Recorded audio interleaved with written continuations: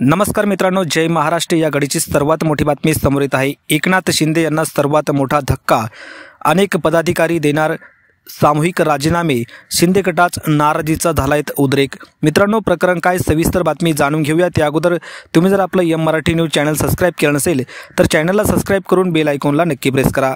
तर मित्रांनो, जाणून घेऊया सविस्तर बातमी। शिंदे गटाने मुंबईतील पक्ष संघटनेला बळकट करण्यासाठी अलीकडेच विभाग प्रमुख आणि प्रभारी यांच्या नेमणुका जाहीर केल्या आहेत।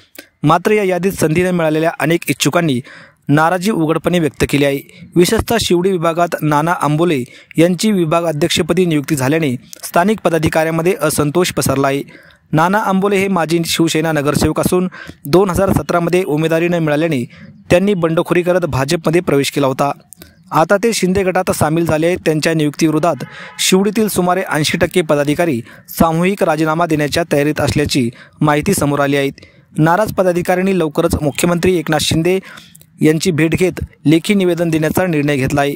नाराज कार्यकर्त्यांचे म्हणणे आहे की वर्षानुवर्षे पक्षांसाठी काम आणि मेहनत घेणाऱ्याचा विचार न करता बाहेरून आलेल्या व्यक्तींना महत्त्वाची पदे दिली जात आहेत। ही नाराजी शिंदे गटासाठी आता मोठी दुखीदुखी ठरत आहे, कारण आगामी निवडणूक ही त्यांच्यासाठी अतिशय प्रतिष्ठेची ठरली जात आहे।